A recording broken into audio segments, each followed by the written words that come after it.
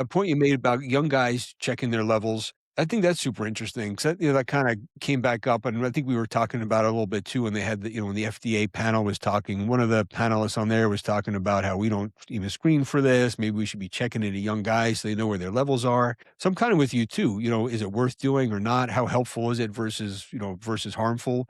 I think a lot of it depends upon your personality and how you're gonna take that information. What are you gonna Hmm. do with that? Are you gonna see it's low and now it's gonna be in your head and, it's not gonna be a good thing. But then I also think it could be helpful to know too, right? You're feeling bad and now it's later on.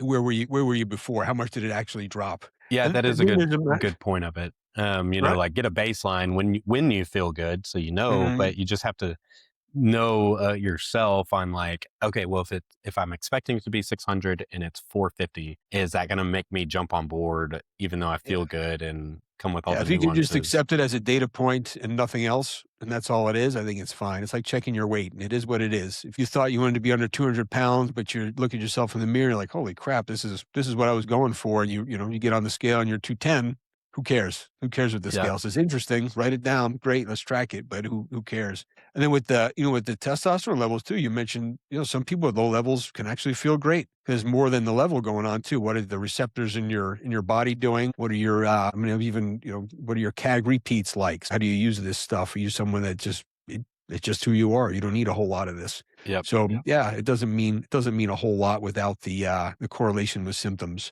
But totally, I think it's a big problem. These you're hop on TikTok. You're 24 years old. You see all these guys talking about their TRT plus cycles. You test Yeah. yours, it's a little bit low, and you think you need to be on this. Man, it's a lot of years of poking yourself or, shutting yourself down for no good reason. Yeah, and social media can just glamorize it, and then you go to a chain clinic or something, and they will put anything with a pulse on it, and they just spot check testosterone and nothing else.